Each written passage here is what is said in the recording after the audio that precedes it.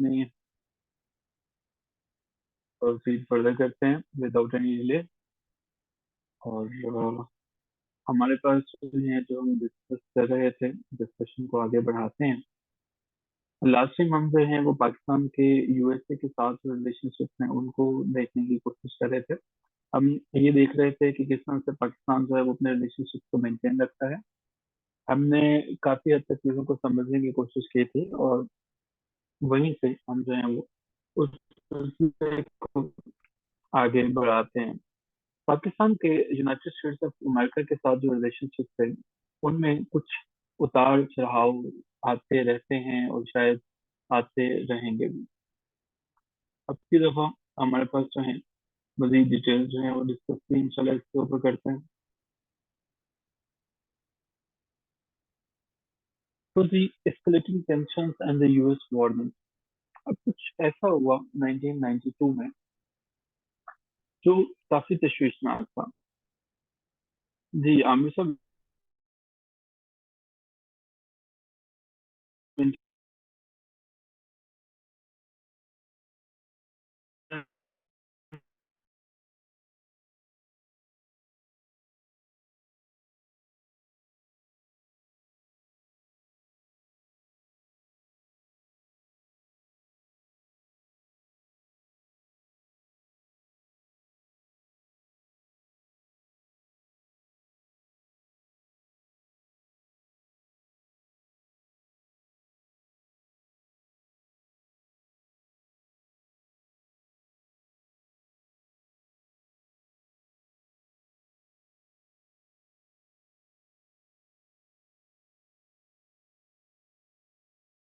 हम डिटेल से देखने की कोशिश कर रहे थे कि पाकिस्तान और अमेरिका जो है, दोनों के रिलेशनशिप में 1992 में कुछ तब्दीली आती है।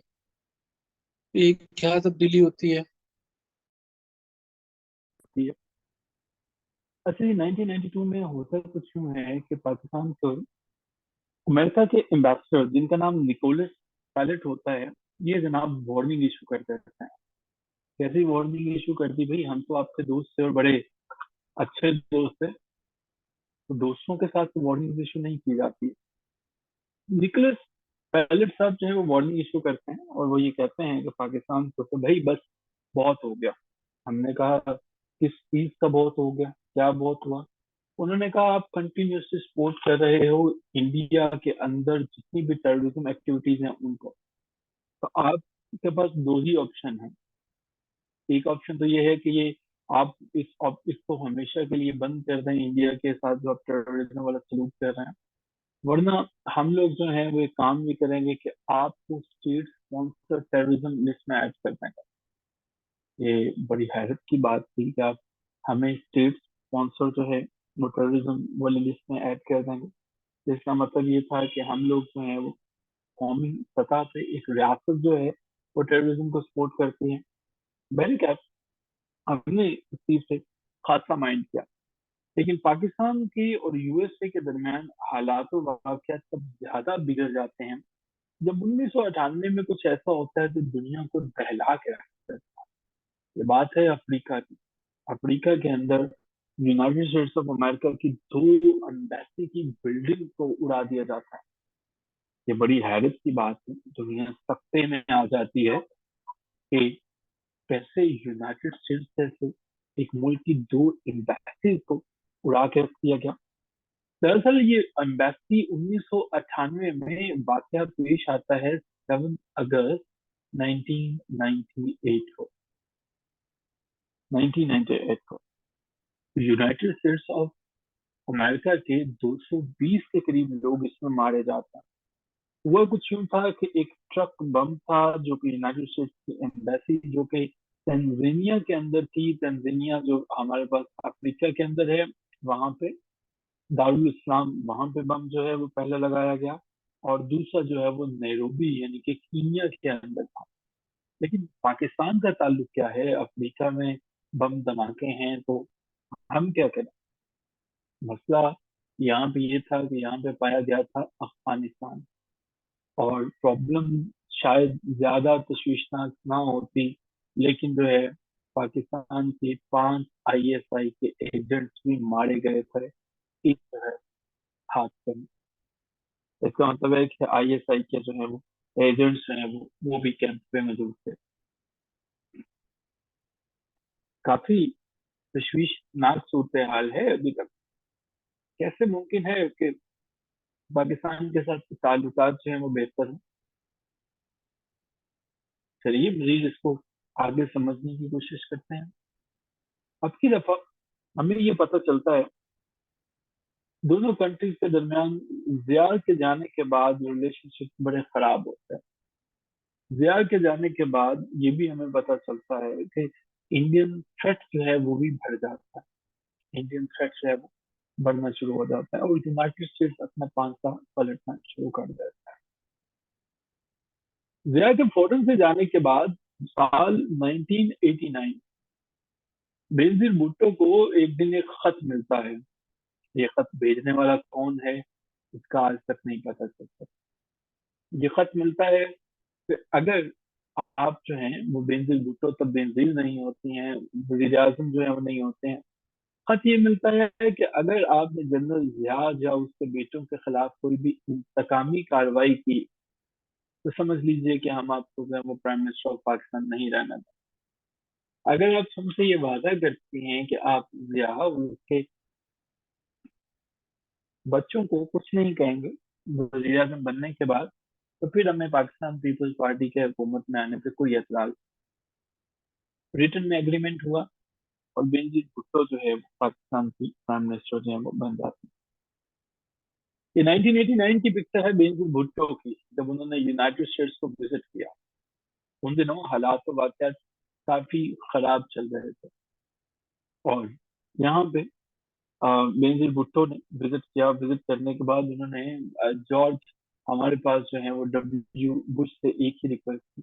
उन्होंने कहा खुदारा ये अफगानिस्तान मुजाहिदीन को आप जो स्पॉन्सर कर रहे हैं ये स्पॉन्सर करना बंद कीजिए। इससे पाकिस्तान जो है वो तबाह होता है। पाकिस्तान जो है वो तबाह होता है, प्लीज इसको जो है वो बंद कीजिए। ठीक है। उन्होंने कहा ये अमेरिका की फ्रैंकनस्टाइन है। यहाँ पे मैं ये वर्ड बता दूं, डिक्शनरी में भी सर्च कर लीजिएगा। फ्रैंकनस्टाइन एक ऐसी मशीन को कहा जाता है जो अपने बनाने वाले को खुद ही डिस्ट्रॉय कर देती है। बेनजीर भुट्टो का ये कहना था कि अगर आपने अफगानिस्तान के अंदर मुजाहिदीन की मदद करना बंद नहीं की तो जल्दी ही अमेरिका को डिस्ट्रॉय कर देगा। बेनजीर भुट्टो एक बहुत काबिल खातून थी जो कि इन तमाम चीजों को बड़े अच्छे से समझती थी। इसकी दफा पाकिस्तान और यूएसए के दरमियान ताल्लुकात मजीद खराब होते हैं क्योंकि बेनजीर भुट्टो उनकी पॉलिसी को चैलेंज करके आती है। अब की दफा हमारे प्यारे मियाँ साहब, हम सब के दिलों के सकते मियाँ नवाज शरीफ जो है वो जनाब जाते हैं। मियाँ नवाज शरीफ साहब जो है वो जाते हैं और जैसा कि आप सब जानते हैं मियाँ साहब जो है मियाँ साहब जो है उनकी इकोनॉमिक प्रॉब्लम जब भी ये आते हैं तो मुल्क जो है वो इकोनॉमी का शिकार रहता है और प्रॉब्लम जो है वो बड़ी संगीन होती है। ये कहानी 1990 की है। 1990 में मियाँ साहब ने बड़ी खुशी खुशी जो है वो यूनाइटेड स्टेट्स ऑफ अमेरिका का विजिट किया। मियाँ साहब ने अपनी जेब के अंदर ढेरों पर्चियां रखी जो आपको पता है कि वो उन्होंने पढ़नी होती है। ये मियाँ साहब के बारे में जोक नहीं है, ये हकीकत है। मियाँ साहब ने, मुझे फख्र है कि हम एक ही यूनिवर्सिटी से पढ़े हैं, मैं और मियाँ नवाज शरीफ साहब। मियाँ नवाज शरीफ साहब ने बीए यानी कि उन दिनों में बैचलर इन आर्ट जो है वो हमारी यूनिवर्सिटी से गवर्नमेंट कॉलेज यूनिवर्सिटी लाहौर से किया। आपको शायद ये जान के खुशी होगी कि पाकिस्तान के तमाम प्राइम मिनिस्टर सिवाय बेनजीर भुट्टो और इमरान खान के सब जो हैं वो गवर्नमेंट कॉलेज यूनिवर्सिटी लाहौर से थे और जितने भी थे वो वहीं से पढ़े हुए थे। तो मियाँ साहब भी एक रावियन है और कहा जाता है कि वहां पे भी अपने जमाने तालिब इल्म जो उनके क्लास फेलोज हैं वो बताते हैं कि पर्चियों का खुले में इस्तेमाल किया करते थे मियाँ साहब। मियाँ साहब रवाना होते हैं यूनाइटेड स्टेट्स में, अमेरिका में जाते हैं और मसला ये था कि हम लोग न्यूक्लियर वेपन्स पे काम कर रहे थे। अमेरिका कहता था न्यूक्लियर वेपन्स पे काम करना बंद कर दें, लेकिन मियां साहब ने काम करना जारी रखा और ऑब्वियसली उस पॉलिसी को अपहोल्ड किया। अमेरिका ने हम पे पाबंदियां लगा दी, हमारे पास इकोनॉमिक एम्बार्गो का सामना करना पड़ा। यूनाइटेड स्टेट्स ऑफ अमेरिका की ये आदत है कि वो अपनी जैसी ताकत किसी भी मुल्क के पास नहीं देखना चाहता। 1990 में मियां साहब की कोशिश ये थी कि मैं जनाब पाकिस्तान के लिए कुछ अच्छे से जो है अच्छा सा जो है वो पैकेज लेके आऊंगा, कोशिश करेंगे कि ये सारी की सारी प्रॉब्लम जो है वो रिजॉल्व करें। मियां साहब अकेले नहीं गए थे, इनके साथ सरताज अजीज साहब भी थे। सरताज अजीज साहब बहुत पुराने थे, ये सरताज अजीज साहब बड़े पक्के यार रहे हैं मियां साहब के। और सरताज अजीज साहब ये 1929 में पैदा हुए थे। और मजे की बात यह है कि सरताज अजीज साहब जो हैं काफी समझदार और काफी जो है वो अक्लमंदाना फैसले जो है वो करते रहे हैं मियां साहब के लिए। तो सरताज अजीज साहब हैं, ये कौन थे सरताज अजीज साहब और ये क्या करते हैं? सरताज अजीज साहब ब्यूरोक्रेट थे, यानी कि आप ही की तरह के थे, ब्यूरोक्रेट थे। इन्होंने साल इन्होंने इंडियन सिविल सर्विसेज जो है वो उसको पास किया था, और तब से फिर तो पाकिस्तान में मूव होते हैं, ब्यूरोक्रेसी का हिस्सा रहते हैं। सरताज अजीज भी साथ थे, मकसद ये था कि चलो दोनों वाशिंगटन में जाते हैं, बात करने की कोशिश करते हैं कि हम पे पाबंदियां ना लगाई जाए। लेकिन उसके बावजूद जो है नताइज हमारे हक में नहीं आते हैं, और क्या होता है कि हमारे ऊपर जो है वो काफी किस्म की पाबंदियां लग जाती हैं। दोबारा जो है वो बेनजीर भुट्टो जो है वो उनकी गवर्नमेंट आती है। बेनजीर भुट्टो जो है जब उनकी गवर्नमेंट वापस आती है, अब की दफा अमेरिका जो है वो एक अमेंडमेंट जिसे प्रेस्लर अमेंडमेंट कहते हैं वो पास करता है।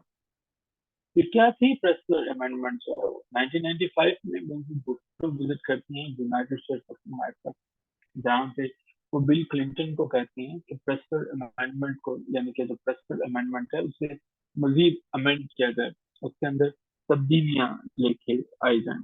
लेकिन इससे पहले हमें ये समझना जरूरी है कि आखिरकार ये प्रेस्लर अमेंडमेंट थी क्या, क्यों इसके अंदर जो तब्दीलियां हैं वो ये चाहती थी बेनजीर भुट्टो कि वो जो है वो प्रेस्लर अमेंडमेंट बेसिकली पाकिस्तान के ऊपर लगाया जाने वाला मजीद जो ममालिक न्यूक्लियर वेपन्स बनाते हैं उनके न्यूक्लियर वेपन्स के बदले में अमेरिका अपनी मदद जो है वो बंद कर देता है कि तुम्हें न्यूक्लियर वेपन्स नहीं बनाने हैं।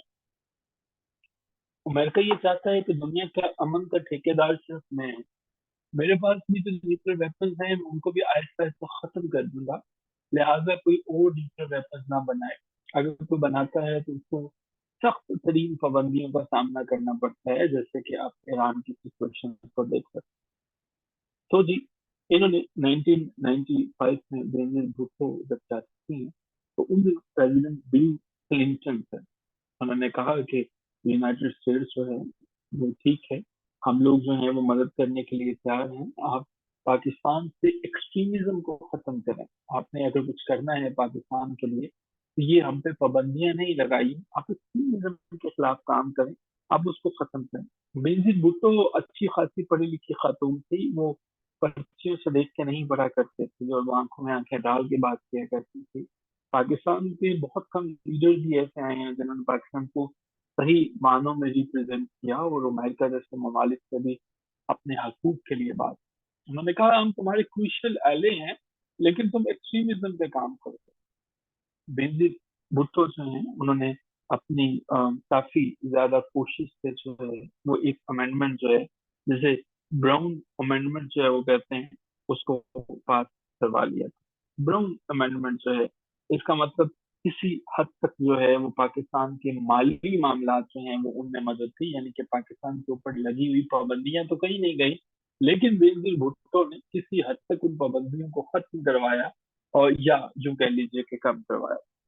प्राइम मिनिस्टर बेनजीर भुट्टो जो हैं अब वो, लेकिन इसके बावजूद आम यानी कि आप असला जो है वो नहीं खरीद सकते किसी भी मुल्क से, ऐसी पाबंदियां पाकिस्तान के ऊपर लगना शुरू हो गई। बेनजीर भुट्टो के ऊपर बड़ी क्रिटिसिज्म हुई पाकिस्तान के न्यूक्लियर प्रोग्राम को लेकर। जब इन्होंने यूनाइटेड स्टेट्स में कदम रखा तो इनका बच्चा भी इनके साथ था। काफी ज्यादा प्रॉब्लम्स का सामना करना पड़ रहा है इनको। तनकीद का निशाना बनाया जाता रहा। उन्होंने कहा कि काफी तेज खत्म है, ये अपने मुल्क को जो है वो न्यूक्लियर वेपन से भर रही है ताकि इंडिया जो है वो उनके खिलाफ की जा सके। तो ये लोग जो है वो टेररिज्म को स्पॉन्सर करने वाले लोग हैं। तो लेकिन बेनजीर भुट्टो काफी रेजिलेंट रही अपने इरादों में। उनकी कोशिश ये थी कि जब तक मैंने अमेरिका में स्टे किया, ये अमेरिका की बिजनेस कम्युनिटी से मिलती गई। मैंने कोशिश की कि मैं बिजनेस इन्वेस्टमेंट जो है वो पाकिस्तान के अंदर लेके आ। बहुत से प्राइम मिनिस्टर्स ऐसे हैं आपके, जब वो किसी कंट्री को विजिट करते हैं तो उनका एक ही काम होता है, क्योंकि बैरून ममालिक में आपका पीएम जो है वो उसका इख्तियार सिर्फ और सिर्फ आपकी अपनी एम्बेसी पे होता है। तो एम्बेसी की सारी गाड़ियां, एम्बेसी की बिल्डिंग, सब चीजें जो है वो अपने पर्सनल जो है वो यूज में ले आते हैं।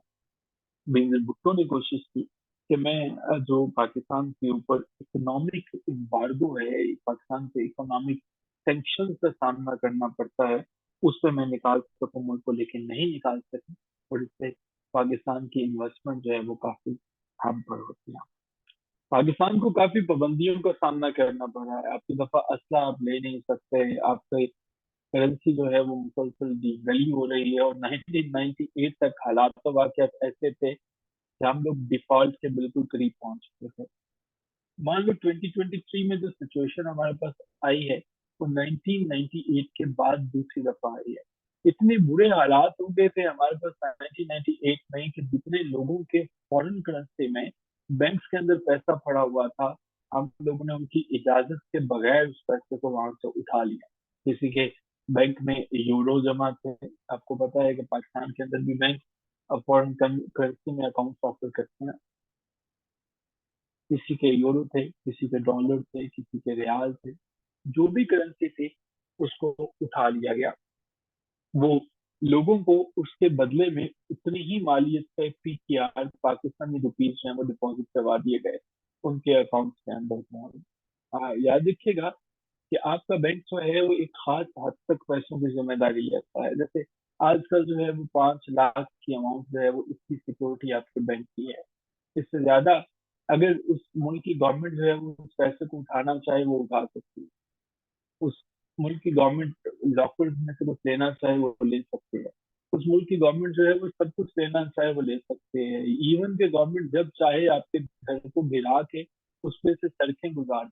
आपके घर से जब कोई माइनिंग या कोई चीज निकल आए जमीन से, वो गवर्नमेंट की मलकियत होती है। ये लैंड रेवेन्यू लॉज कहते हैं कि आप सिर्फ जमीन के ऊपर जो है वो यहाँ पे खुदाई कर सकते हैं, अपनी फसलें बो सकते हैं, यहाँ पे सॉइंग कर सकते हैं, लेकिन आपके पास जो ही मिनरल दरियाफ्त होगा वो आपकी मलकियत नहीं है। ऐसा रेवेन्यू लॉज के अंदर वाज़ह तौर पर लिखा है। और अगर आपने इसको छुपाया या गवर्नमेंट को नहीं बताया तो आप सरीहन मुजरिम हो। तो 1998 में हमारी सिचुएशन काफी बिगड़ चुकी थी। प्राइम मिनिस्टर दोबारा आपकी दफा नवाज शरीफ आते हैं। नवाज शरीफ से पूछा गया काम के हाथों के साथ कि हजरत वाला पाकिस्तान है उन्हें करना है। नवाज शरीफ के चंद ही अच्छे कामों में से ये शायद इंतहाई अच्छा काम हो कि हमारे एटॉमिक कमीशन को देखने वाले और मरहूम के बानी जो हैं वो डॉक्टर अब्दुल कदीर खान, वो बताते हैं कि नवाज शरीफ जो है उनका रोल बहुत कम था। वैसे क्या, रस्मन ही सही, मियाँ साहब का कुछ ना कुछ रोल तो था। मियाँ साहब ने पाकिस्तान का पहला जो है वो न्यूक्लियर टेस्ट उसके लिए इजाजत दे दी। और यही वजह है कि हमने चार्ली वन और बाद में चार्ली टू को देखा। चार्ली वन जो है, चार्ली वन की जब मैं बात करता हूँ, चार्ली वन बेसिकली एक कोड था। हमने दुनिया को तो नहीं बता सकते कि हम न्यूक्लियर वेपन को डिनोट करने जा रहे हैं। हमने चार्ली वन जो है वो नाम दिया। इसके लिए हमने बलूचिस्तान की पहाड़ी का इंतखाब किया।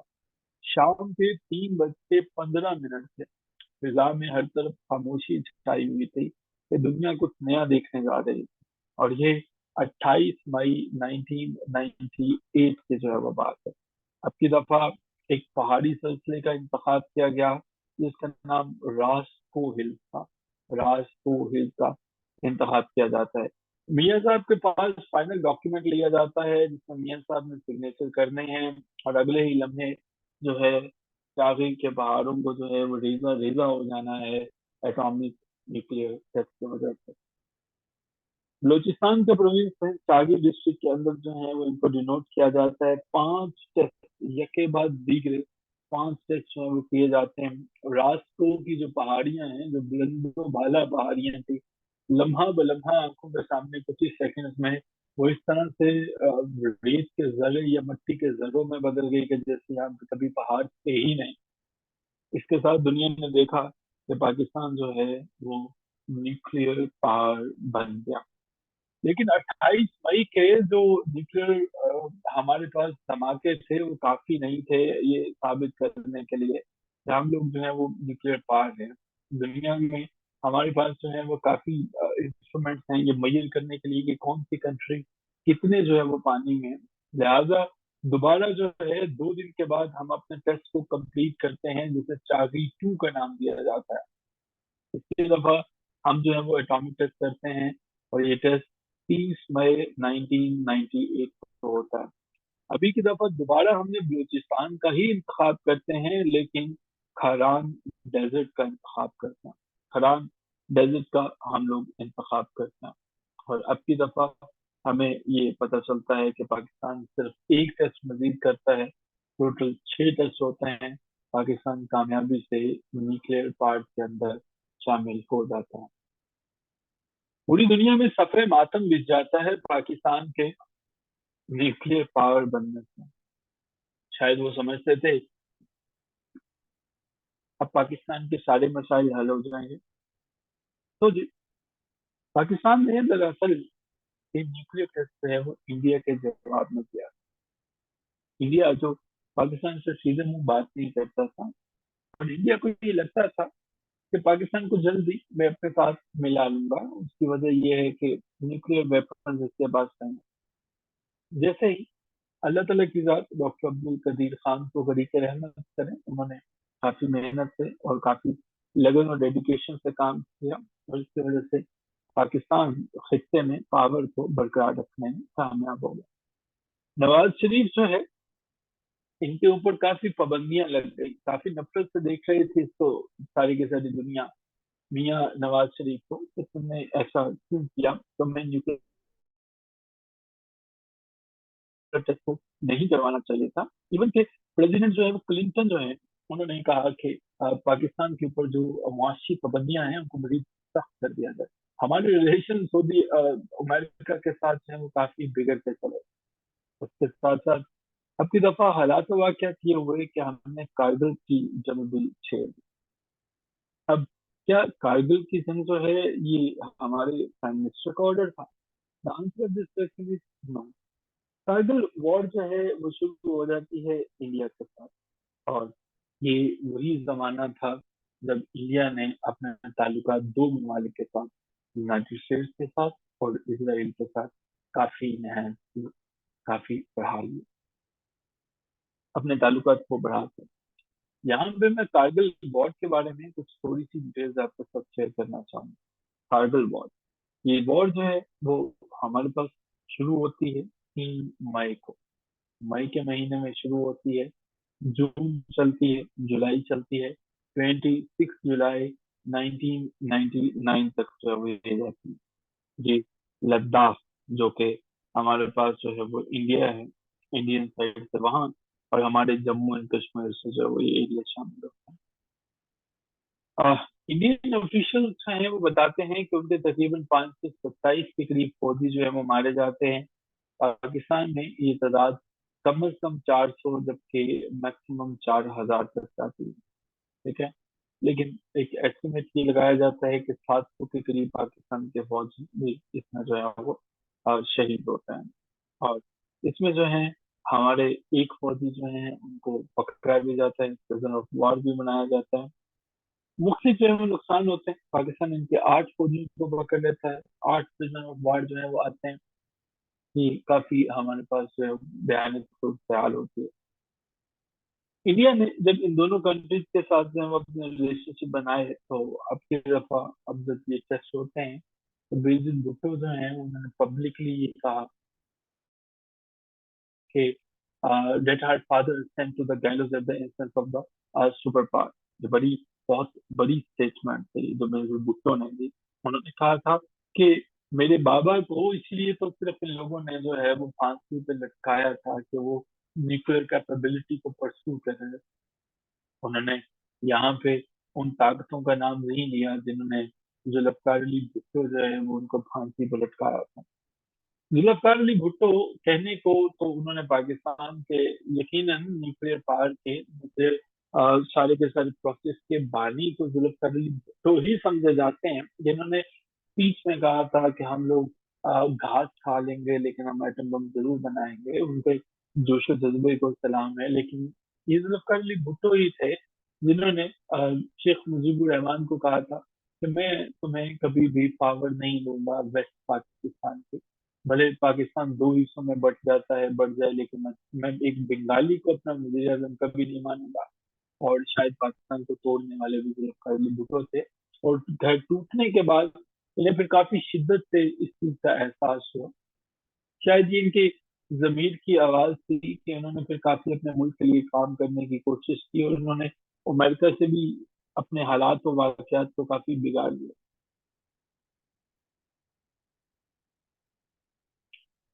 अब की दफा बेनजीर भुट्टो जो है वो उनके पास काफी डॉक्यूमेंट्स आ चुके थे।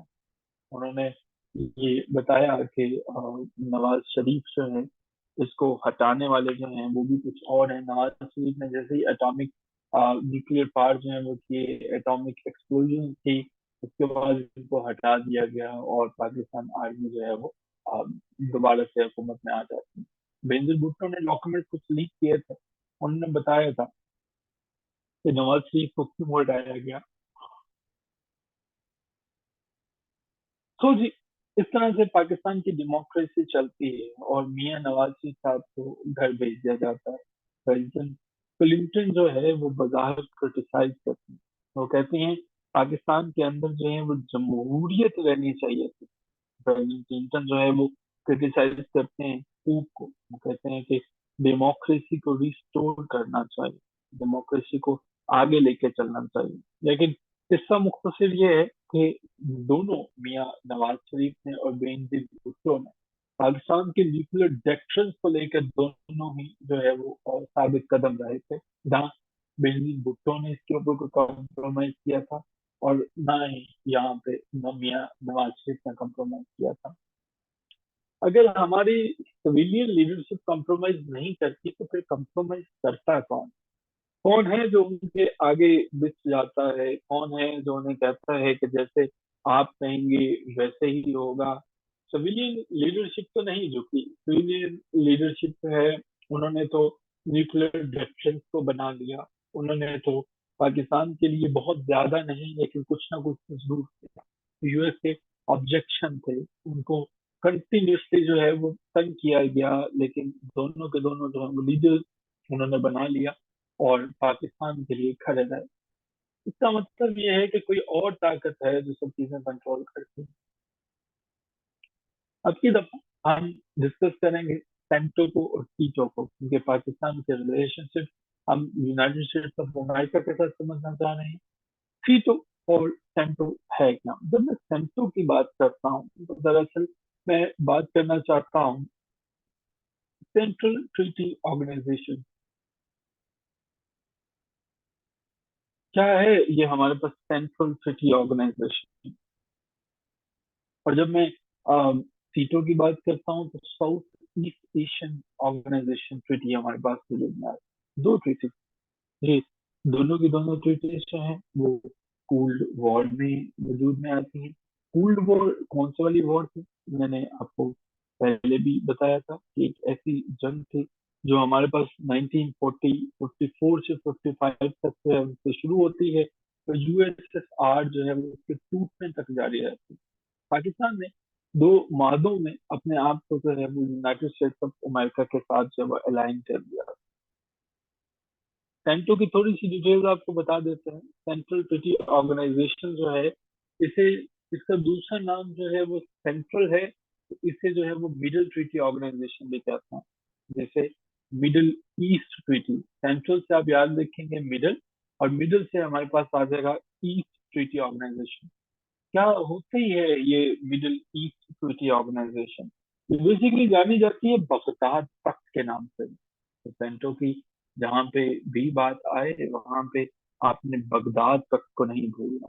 कहा ये गया था 1955 में, यूएस ने सबको इकट्ठा किया जो ममालिक थे, इससे एलिज थे। इन्होंने कहा कि दोस्तों, बात ये है कि कहीं रशिया आपके ऊपर हमला ना कर दे। और इसने जो है सेंट्रल ट्रीटी ऑर्गेनाइजेशन में ईरान, ईरान में उस जमाने में यूएसए की ही हुकूमत हुआ करती थी। यूएसए का करता धरता जो किंग था वो हुआ करता था। यूएसए ने ईरान को, इराक को, पाकिस्तान को और टर्की को और यूके को, यूनाइटेड किंगडम को साथ में लाया, और ये जो है वो सेंट्रल ट्रीटी ऑर्गेनाइजेशन बना दी रशिया के खिलाफ। कि अगर किसी ने सोवियत यूनियन में से आप पे अटैक किया तो मैं आप लोगों के साथ खड़ा हूँ। ये थी सेंटो जो है वो।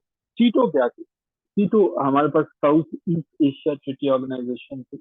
ये भी हमारे पास जो है वो कलेक्टिव डिफेंस के लिए बनती है। दोनों ट्रीटी जो है वो तकरीबन सेम सेम जो है वो रोल अदा करती हैं, दो के बहुत से डिफरेंसेस भी हैं इनके अंदर। मिलिट्री अलायंसेस हैं। साउथ ईस्ट एशिया ट्रीटी की बात करें तो इसमें इंटरनेशनल ऑर्गेनाइजेशन से, इसके अंदर हम देखते हैं कि ट्रीटी पार्टनर जो है वो बैंकॉक है, थाईलैंड है, लेकिन मकसद दोनों का एक ही था। अब ये अलायंसेस भी पाकिस्तान इनके साथ खत्म कर देता है, और वजह ये थी कि पाकिस्तान को ईस्ट जो है 1971 की वॉर में, और उससे पहले जो है वो 1965 की वॉर में बड़ी मायूसी हुई थी यूनाइटेड स्टेट्स को लेकर। हमने तो यूनाइटेड स्टेट्स ऑफ अमेरिका के साथ दोस्ती की ही इसीलिए थी ताकि हमें सपोर्ट किया जा सके। हमने तो दोस्ती की ही इसलिए थी कि हमें जो है वो आप स्पॉन्सर करें अगर इंडिया के साथ जंग होती है। लेकिन ये 1965 की वॉर थी कि इंडिया ने हमें बिल्कुल सपोर्ट नहीं किया। तो यही वजह है कि उसके बाद पाकिस्तान ने इन तमाम कमिटमेंट को खैरबाद कर दिया। इनको हम डिटेल से डिस्कस कर चुके हैं। आई एम श्योर कि इनका आपको पता होगा। फिर इसके बाद जो है वो पाकिस्तान पे ट्रेड एम्बार्गो लगा दिया जाता है। ट्रेड एम्बार्गो कहें तो 1979 में, या अप्रैल 1979 की बात है कि यूनाइटेड स्टेट्स जो है वो पाकिस्तान के लिए सारी की सारी इकोनॉमिक असिस्टेंस को खत्म कर देता है। How strange! जिस मुल्क ने आपको सपोर्ट किया, जिस मुल्क ने आपके लिए यूएसएसआर जैसे मुल्क से पंगा ले लिया, जिसने आपके लिए जो है वो रशिया यूएसएसआर की आंखों में आंखें डाल दी, आपने उसको छोड़ दिया। क्यों छोड़ा 1979 में? उन्होंने ये इसलिए छोड़ा कि जनाब आप एटॉमिक बम के प्रोजेक्ट पे काम कर रहे हैं। तो एटॉमिक बम के प्रोजेक्ट पे काम करने की वजह से पाकिस्तान की तजारत के ऊपर पाबंदियां लगा दी जाती हैं। ये बहुत शर्मनाक बात थी एक ऐसे मुल्क के लिए जो आपके लिए हर उस वक्त और हर उस जगह पे खड़ा था जहाँ कोई और खड़ा नहीं हो सका था। लेकिन हम सदियों के जो हैं वो भोले वाले लोग थे। तो जैसे ही सितंबर 2001 आता है और अमेरिका के ऊपर अटैक होता है, और अब की दफा फिर दोबारा वो हमारे दरवाजे पे दस्तक देता है, और दुनिया देखती है कि वही पाकिस्तान जिसपे यूएस ने भी कुछ ही साल पहले पाबंदियां लगाई थी, वो यूनाइटेड स्टेट्स ऑफ अमेरिका का सबसे बड़ा एले बना है। आपकी दफा यूनाइटेड स्टेट्स ऑफ अमेरिका इस मुल्क को किसी ऐसे छोटे बच्चे की तरह बेवकूफ बना लेता है, जो बच्चा हर दफा इनकी बातों में आ जाता है। तो जॉर्ज डब्ल्यू बुश इस दफा अमेरिका के प्रेसिडेंट हैं। जॉर्ज डब्ल्यू बुश जो है वो प्रेशर करते हैं, प्रेशराइज करते हैं गवर्नमेंट को। लेकिन कैसा प्रेशर करना जब यहाँ पे गवर्नमेंट भी उनकी अपनी ही थी। यहाँ पे प्रेसिडेंट परवेज मुशर्रफ साहब मौजूद थे। परवेज मुशर्रफ साहब थे, 1947 में पैदा होने वाले पाकिस्तान को वो डिक्टेटर जो इसी साल रमजान साल फरवरी 2023 में जिसकी डेथ होती। एक ऐसा बंदा जिसने पाकिस्तान के 10th यानी कि 10वें प्रेसिडेंट के तौर पर, सदर के तौर पर काम किया। एक ऐसा बंदा जिसने 2001 से लेकर 2008 तक पाकिस्तान के प्रेसिडेंट के तौर पर काम किया, जो बैक वक्त chairman joint chief of staff committee भी था। ये ऐसा बंदा जो कि 7th जो है वो हमारे पास चीफ ऑफ आर्मी स्टाफ था। परवेज मुशर्रफ उन दिनों में यहाँ पे हुकूमत में था, उनसे कहा गया और परवेज मुशर्रफ ने जो है वो अपनी जान लगा दी।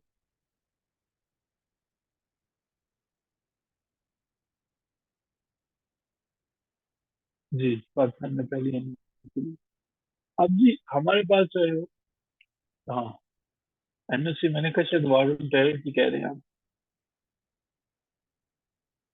पाकिस्तान पाकिस्तान ने बड़ा इंपॉर्टेंट रोल अदा किया। पाकिस्तान ने, यूएस ने बस इशारा किया कि हमें ये वाले बंदे चाहिए, और पाकिस्तान वो पकड़ के देता गया, और मुशर्रफ साहब जो है वो डॉलर्स उनको मिलते रहे। कुछ ऐसी कहानी चला करती थी। अब की दफा यूनाइटेड स्टेट्स ऑफ अमेरिका भी बड़े दिल का मुजाहरा करता है। ये साल 2003 की बात है, जब यूनाइटेड स्टेट्स ऑफिशियली पाकिस्तान को 1 बिलियन के कर्जे माफ कर देता है। क्यों?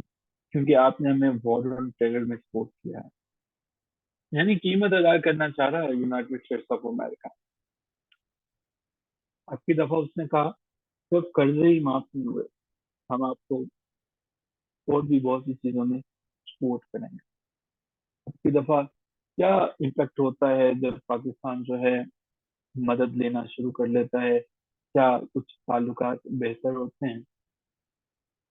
पाकिस्तान जो है वो जब यूएसए के साथ चलता है, इससे सपोर्ट जो है वो लेता है, एक एली बन जाता है, लेकिन नॉन नेटो एली बन जाता है, पाकिस्तान के लिए अपने लिए प्रॉब्लम जो है वो पैदा होना शुरू हो जाती है।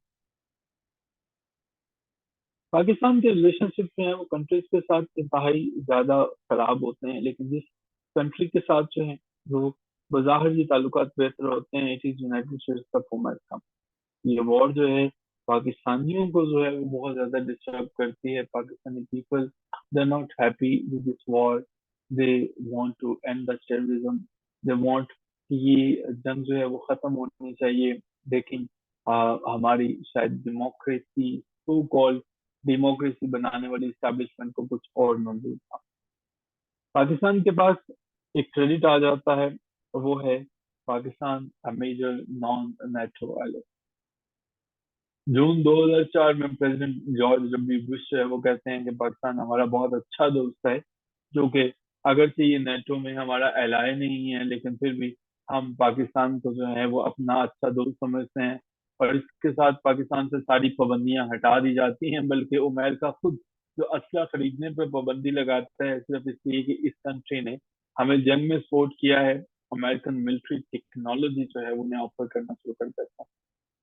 तो सोचने की बात है कि गजा के अंदर मासूम बच्चों के ऊपर बमबारी की जाती है, और यही अमेरिका वहां पे पहुंचता है, जो बाइडेन वहां पे पहुंचता है, जंग चल रही है, हमास की तरफ से जो है रॉकेट फायर किए जा रहे हैं, और इसराइल की तरफ से रॉकेट्स और न जाने कितने नए नए वेपन जो हैं वो टेस्ट किए जाते हैं। गजा स्ट्रिप जो है उसको उन्होंने एक ऐसी जगह बना लिया है जहाँ पे इसराइल अपने वेपन्स को टेस्ट करता है, और जो बाइडेन को वहां पे पहुंचते इसराइल के घर पर नजर आते हैं, लेकिन गजा स्ट्रिप पे जो हो रहा है वो नजर नहीं आता। उसे ये पता नहीं चल रहा कि मैं दुनिया का ठेकेदार हूँ अमन का, लेकिन मुझे गजा के हक में भी बात करनी है। न जाने क्यों हमारे वेस्टर्न मीडिया, जिनमें हमारे पास जो है वो टॉप ऑफ द लिस्ट बड़े बहुत ज्यादा इम्पार्शियल, जो हमारे मैगजीन्स हैं, इकोनॉमिस्ट भी, फॉरेन अफेयर्स भी, इतना इन्फ्लुएंस है इनके ऊपर अमेरिका का कि बिल्कुल ठीक तरह से रिपोर्ट वो नहीं दे सके जैसे अल जजीरा देता है। अल जजीरा एक मुस्लिम कंट्री का जो है वो चैनल है, बट ट्रस्टवर्दी। तो हमें ये समझने की जरूरत है जो बाइडेन जो है वो सारी की सारी चीजों को किस नजर से देखता है। अब की दफा हमारे पास जो है ओबामा जो है वो, इसका जब एडमिनिस्ट्रेशन आती है बात में, तब भी रिलेशनशिप जो है वो बेहतर होते हैं। खैर हम बात कर रहे हैं अभी 9/11 की। 9/11 का जब जमाना आता है तो हमें मदद ही मदद मिलना शुरू होता है। पाकिस्तान जो है उसको जनाब मदद मिलती है और बेइंतहा मदद मिलती है। पाकिस्तान में एक दफा खुशहाली का दौर जो है वो दौर दोबारा वापस आ जाता है।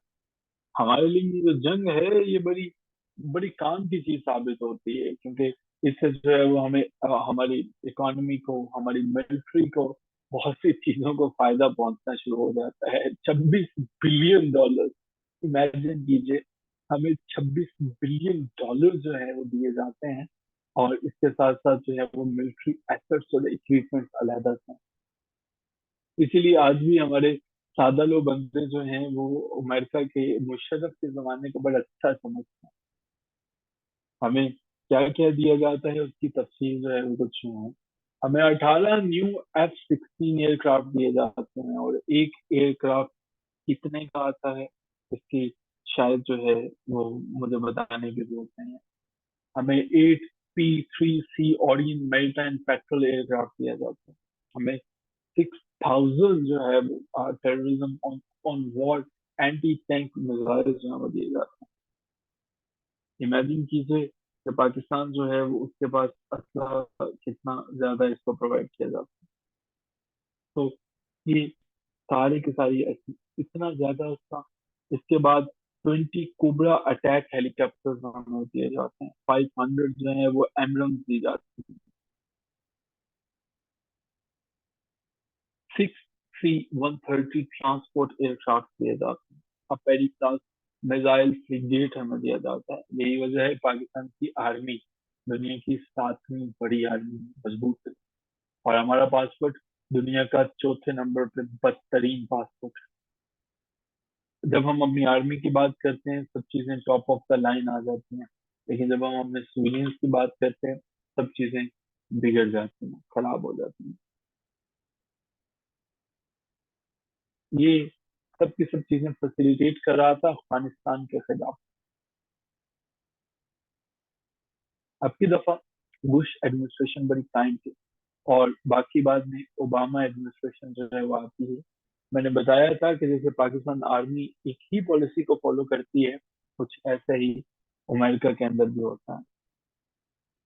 कागज की नाव हमेशा नहीं बहती है, वो खराब हो जाती है। कुछ ऐसा ही हुआ हमारा यूनाइटेड स्टेट्स ऑफ अमेरिका के साथ। दोबारा से ताल्लुकात बिगड़ गए। अमेरिका हमसे मोहब्बत करता है और हम भी उसको किसी बिल्कुल ऐसे ही महबूब की तरह चाहते हैं जैसे दुनिया में हमारा उसके सिवा कुछ है नहीं।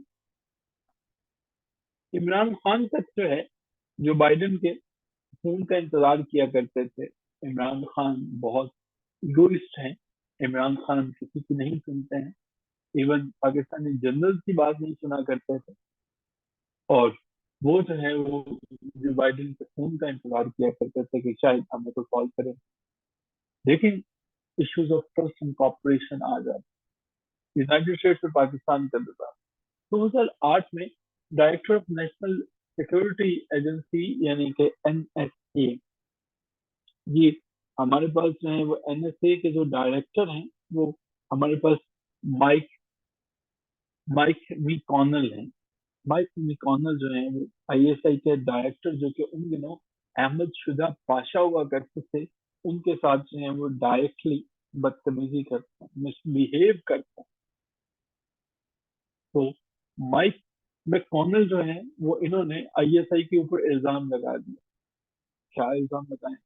वो कहते हैं कि जनाब आप लोग जो हैं, हम लोग अफगानिस्तान के अंदर उन लोगों को मारना चाहते हैं जो अमेरिका के खिलाफ है, लेकिन पाकिस्तान की जो ISI है ये उन जहादियों को मदद कर रही है, ये दोनों तरफ से खेल रही है।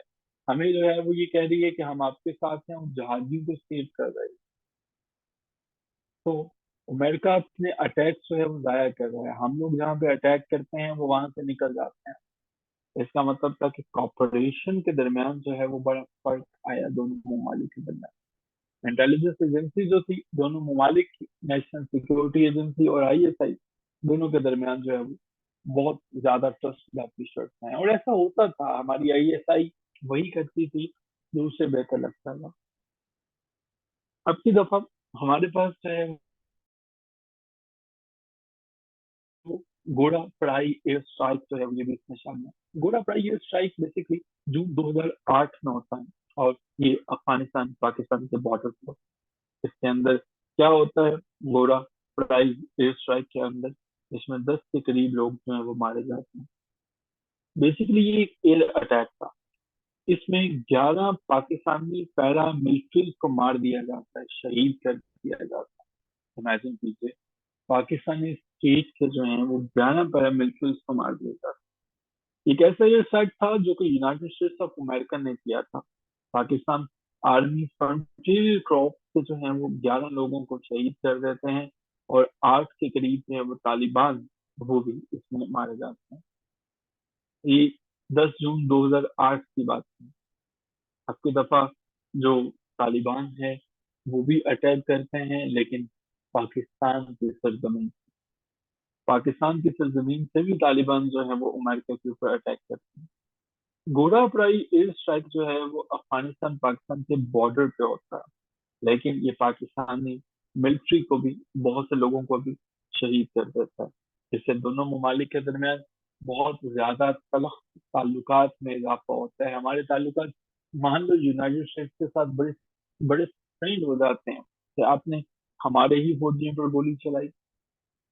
ये बात यहाँ पे काबिल जिक्र है कि अमेरिका ने कभी भी इस चीज से गुरेज नहीं किया कि उसे पाकिस्तानी सोल्जर्स को कहीं पे भी शहीद करना पड़े, मारना पड़े, वो बिला झिझक गोलियां चला देता है। उनके नजदीक हमारी हैसियत और औकात शायद एक किराए के कातिल से ज्यादा नहीं है। वो यही समझता है कि हमने इन्हें पैसे देके इनकी खिदमत खरीदी है, और इसके बाद इनका कत्ल जो है वो जायज। कहते हैं कि जो ब्रिटिश हैं उन्होंने कहा कि इस चीज की ट्रांसपेरेंसी को देखा जाए कि अमेरिका जो है वो उसने कितनी जो है वो मदद पाकिस्तान को दी। क्या वाकई 26 बिलियन डॉलर स्पेंड कर दिए? उन्होंने कहा कि वाकई इतनी जो है वो मदद दी गई है। लेकिन इस जो है वो सारे के सारे डाटा के अंदर भी बहुत ज्यादा घपले देखने को मिले। ये पता चला कि जनाब इतनी मदद नहीं है दी गई जितनी अमेरिका जो है वो दावा करता है। इसके अंदर भी झूठ है। अब की दफा 2008 में एक और सानहा हो जाता है, और ये मुंबई अटैक था। मुंबई अटैक जो है वो इनका भी काफी जो है वो ज्यादा फर्क पड़ता है। ये नवंबर के महीना था। यूनाइटेड स्टेट्स जो है वो पाकिस्तान को कहता है कि आप सारे के सारे जो है वो मालूमात प्रोवाइड करें उन लोगों की कि जो पाकिस्तान की सरजमीन से शामिल थे इंडिया के अंदर मुंबई अटैक। इससे भी पता चलता है कि पाकिस्तान जो है वो किस हद तक मालूमात इनके साथ शेयर करता था, कि जो इनको जो है वो मालूमात खुद मांगना पड़ती थी। पाकिस्तान कभी भी अपने प्लान को शेयर नहीं करता था यूएसए के साथ। हमेशा जो एक ही बात होती है, अमेरिकन पॉलिटिशियंस जो हैं वो अब की दफा मैदान में उतरते हैं। अमेरिकन पॉलिटिशियंस जो हैं, खसूसन यूनाइटेड स्टेट्स की कांग्रेस, वो कहते हैं कि उसामा बिन लादेन और ये सब के सब जो है इनको प्रोटेक्ट करने वाला पाकिस्तान है। अमेरिका के और पाकिस्तानी पॉलिटिशियंस जो है वो उनके ताल्लुकात भी खराब होना शुरू होता है। दरअसल यूएस कांग्रेस जो है वो पब्लिकली अब कहना शुरू हो गई है कि उसामा बिन लादेन जो है, अफगानिस्तान जो है वो तालिबान, इन सबको पाकिस्तान सपोर्ट कर रहा। उसामा बिन लादेन का नाम आपने काफी सुन रखा होगा। उसामा बिन लादेन, इनका मुकम्मल नाम उसामा बिन मोहम्मद बिन आवाज बिन लादेन था। ये 1957 में पैदा होते हैं। इनका ताल्लुक सऊदी अरेबिया से था। सऊदी बॉन्ड जो है वो मिलिटेंट थे, कुछ लोग इन्हें शहीद भी कहते हैं। ये अलकायदा के पहले अमीर थे 1988 से लेके जब तक इनकी वफात हुई। ये एक ऐसा ग्रुप था जिन्होंने यूनाइटेड स्टेट्स ऑफ अमेरिका को नाको चने चबवा दिए।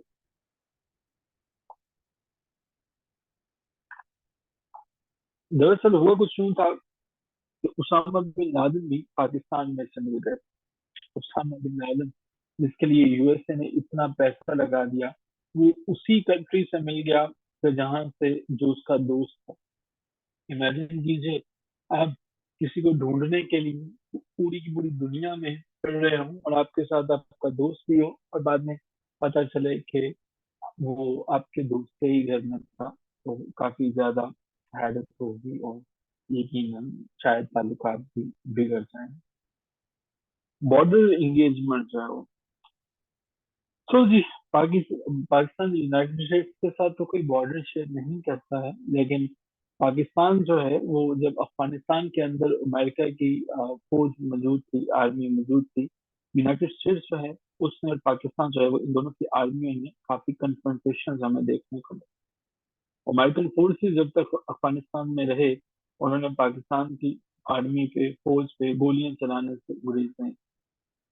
ये बात है 26 नवंबर 2011 की। ये दूसरी दफा हुआ कि जब एक इंसिडेंट हुआ जहां पे 28 पाकिस्तानी सिपाहियों को जिबा कर दिया गया, सरेआम हवा से गोलियां जो है उनके ऊपर बरसाई गई एक बॉर्डर के करीब। एक न्यूक्लियर पावर जो है, एक ऐसी कंट्री जिसके पास जो है वो सब कुछ था सिवाय गैरत के, उन्होंने इस पे भी कुछ नहीं किया। 26 2011 पाकिस्तान के 28 सोल्जर्स जो हैं वो उन्हें हवाई जहाज से, हेलीकॉप्टर से गोलियां उनके ऊपर डायरेक्टली चलाई जाती हैं, उन्हें शहीद कर दिया जाता है। ये अटैक जो है पाकिस्तान को कुछ नहीं दे सका सिवाय इसके कि हमारे ताल्लुकात उनसे खराब। अमेरिका का कुत्ता भी बीमार हो जाए तो अमेरिका आसमान सर पे उठा लेता है, लेकिन हम लोगों ने 28 अपने सोल्जर्स के जाने के बावजूद भी उस पर कोई एक्शन नहीं।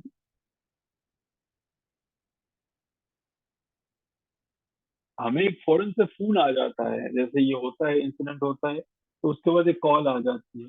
ये कॉल करने वाले कौन होते हैं? ये कॉल करने वाले जो है वो यूएस के secretary of state Hillary Clinton होते हैं। और उसके बाद डिफेंस सेक्रेटरी जो है वो लियोन लियोन हमारे पास है। दोनों के दोनों कॉल करते हैं, लियोन और हिलरी क्लिंटन के, हमें बहुत अफसोस हुआ, ये गलती की वजह से हुआ, बड़े मेहरबानी हमारी कंडोलेंसेस को कबूल कर लिया जाए। और हमने उनकी कंडोलेंसेस को कबूल कर लिया। अपने 28 के करीब पाकिस्तानी सोल्जर्स जो है वो उन्हें शहीद करवा। इससे पहले भी हमने जो है वो, अमेरिका ने हमारे काफी फौजियों को इस तरह से गोलियां मारी। US military and economic aid 2009।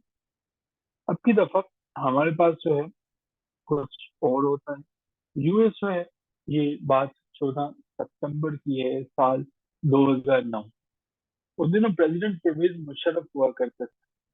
उन्होंने अमेरिका की फॉरेन एड को जो है वो कबूल कर, मुमकिन है कि वो इनकार कर देते, लेकिन आपको पता है कि ज्यादातर पाकिस्तान मदद तो लेता नहीं किसी से, तो उन्होंने कबूल कर लिया फॉरेन एड टू पाकिस्तान।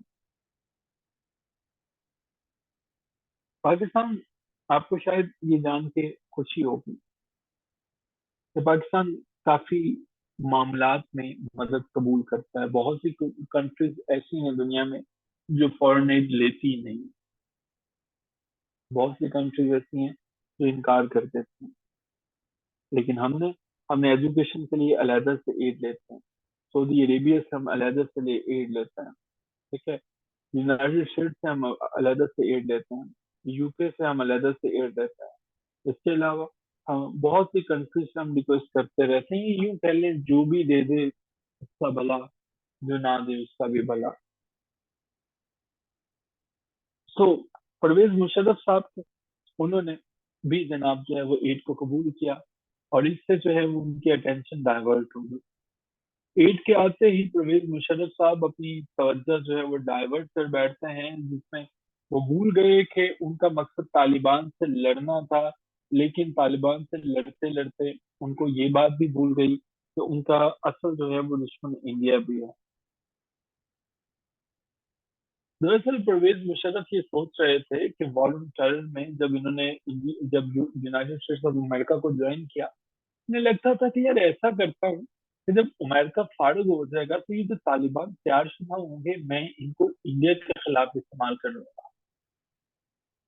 देखें, आज की रिपोर्ट में मैंने शेयर किया, पाकिस्तान के अंदर 35,337 मदरसे वो हैं जो कि रजिस्टर्ड हैं।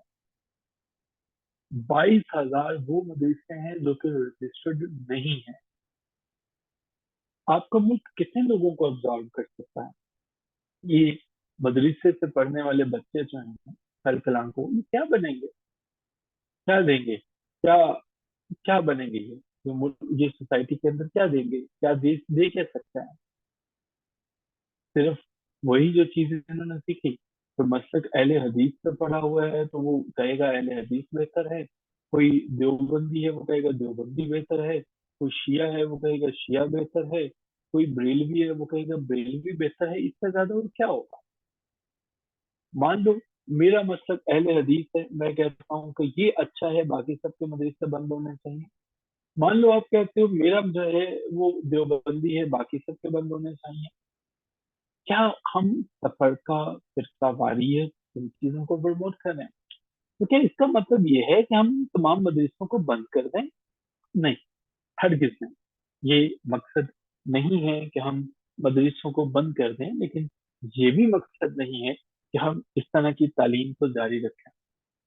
अगर ईरान हर जुमे को अपने उलमा कराम को खुतबा ईमेल कर सकता है कि ये देना है, अगर टर्की जो है वो खुतबे को फैक्स कर सकता है कि ये देना है, तो हम क्यों नहीं कर सकते? कि हमारे पास कौन सी ऐसी चीज है? अगर दुनिया के अंदर पहला हाफिज कुरान जो हमारे पास साइंटिस्ट भी था और इस तरह इतना लगाव रखता था अपने काम से, उसने हवा में उड़ के दिखाया था, उसका नाम अब्बास इब्ने फाइन था, जो पहला पायलट था दुनिया का। उसने जो है वो हाफिज कुरान भी था, लेकिन उसने जो है वो अपनी हवा के खलाबाजी के शौक पे कंप्रोमाइज नहीं किया और कंट्रोवर्शियल कैरेक्टर नहीं बने। तो क्या हम इन तकरीबन 35, 45, 55, 57, 57,337 लोगों का क्या करेंगे? क्या करेंगे हर साल? हमारा मुआशरा इतने लोगों को क्या कहाँ पे एब्जॉर्ब करेंगे? तो जरूरत इस बात की है कि हम लोग जो है वो अपने प्रायोरिटीज को बदलें। इनको एस्ट्रोनॉमी, इनको एजुकेशन, इनको मॉडर्न कंप्यूटर एजुकेशन, इनको हार्मोनाइज करने की कोशिश करें। देखिए मसला ये है कि जैसे ही इनको हार्मोनाइज करने की कोशिश करते हैं, मौलाना मौलवी हजरात जो हैं वो ये कहते हैं कि मगरब की तालीम दी जाती है, इस्लाम खतरे में आ जाता है। मौलाना साहब कौन है, जिनकी डिग्री क्या है, किसी को नहीं पता। मदरसे में पढ़ाने के लिए वो पढ़ाने वाले मौलाना साहब की तालीम क्या है, कहाँ से आए हैं, कौन सा टेस्ट पास किया, किसी को नहीं पता। तो अब की दफा तालिबान के साथ हमारा कॉन्फ्लिक्ट हो जाता है। तो गवर्नमेंट जो है इन तमाम एलिगेशन को सीरियसली लेती है। यूएसए जो है वो काफी एलिगेशन लगाता है। मुशर्रफ जो है वो क्लैरिफाई करता है कि देखिए पाकिस्तान जो है वो जितने भी थ्रेट्स हमें एड्रेस करने की कोशिश करेगा। यूएसए पाकिस्तान को काफी सपोर्ट करता है। 2009 में जैसे इन्हें हाल ही में हमारे फौजियों को भी मारा होता है, तो कांग्रेस को 7.5 बिलियन देती है पाकिस्तान को नॉन मिलिट्री, जिसको कैरी लुगर बिल कहा जाता है। काफी फेमस ये बिल रहा और काफी क्रिटिसिज्म का भी सामना करना पड़ा इस बिल को। कैरी लुगर बिल क्या था? ये Kerry Lugar bill basically, Kerry Lugar bill जो है वो एक तरह की वो भीख थी जिसे हम सोफिस्टिकेटेड भीख कहते हैं। कैरी लुगर बिल ये एक बिल था जिसमें यूनाइटेड स्टेट्स ऑफ अमेरिका की गवर्नमेंट ने यानी कि कांग्रेस ने एक लॉ पास किया। उन्होंने कहा कि हम हर साल 1.5 बिलियन डॉलर जो है वो पाकिस्तान को दिया करें। भाई क्यों दोगे पाकिस्तान को? पाकिस्तान कोई फकीर है? तो भीख मांगने वाले हैं हमें तुम क्यों दोगे 1.5 बिलियन? और कब से लेकर कब तक देंगे? हम 2010 से शुरू होंगे, 2014 तक जो है वो पाकिस्तान को देते चले जाएंगे। तो इसको जी कैरी लुगर बिल क्यों कहा जाता है? क्योंकि जॉन कैरी ने तैयार किया था। जॉन कैरी ने, उनके साथ रिचर्ड लुगर थे।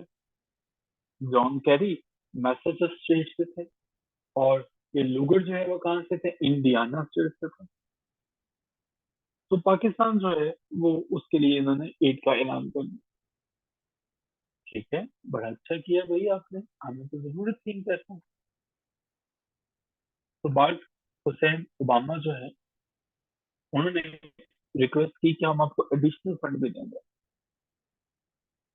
इवन बाराक हुसैन ओबामा ने अपनी पार्लियामेंट के अंदर जो है वो ये बात की। ओबामा ने कहा हमें 3.1 बिलियन जो है वो डॉलर मजीद चाहिए पाकिस्तान के लिए, तो ताकि हम लोग जो है वो अलकायदा को शिकस्त दे सकें। हमें डॉलर मिल रहे थे, हमने कहा जो मर्जी होता रहे, वो चलता चला गया। अब हमारे जो है कुछ म्यूचुअल इंटरेस्ट जो है वो डेवलप होना शुरू हो जाता है ओबामा के साथ। तो रिलेशनशिप जो है दोनों कंट्री के दरमियान बेहतर भी होते हैं, लेकिन बाद में फिर वही बात, जब उसामा बिन लादेन आते हैं तो ये सारे के सारे रिलेशनशिप जो है वो खत्म हो जाते हैं या वर्स्ट हो जाते हैं। ये हमारे पास अमेरिका की कुछ डिटेल्स हैं। अब America security and fissures in relationship में वो क्या रहेंगे, ठीक है। इसके बाद जो है हमारे पास 1990 से ऑनवर्ड्स में हम रिलेशनशिप हमको हम देखेंगे। कल का जो है वो लेक्चर इसके ऊपर हमारा आखिरी सेशन होगा, और उसके साथ जो है वो कंक्लूजन के साथ साथ हमारे पास चलेगा। फिर जो है वो हम बात करेंगे यूनाइटेड नेशंस की, जो हमारे पास कंट्रीज के साथ रिलेशनशिप हैं वो खत्म हो जाएंगे। और फिर हम जो है वो कल डिस्कशन करेंगे यूनाइटेड नेशंस के ऊपर, और समझने की कोशिश करेंगे कि क्या क्या हमारे पास रिलेशनशिप में वो बाकी, और फिर जो है वो हमारी डिस्कशन पे कंप्लीट होगी। Is it clear? जो बताया है अभी तक वो पता चल सका है, वो चीजें समझ में आई हैं आपको? यस? नो? यहाँ तक आपको क्लियर है? वेट, हम जी यहाँ से आगे इंशाल्लाह करेंगे, इन तमाम चीजों को समझने की कोशिश करेंगे। So hope to see all of you tomorrow. Take care of yourself. खुदा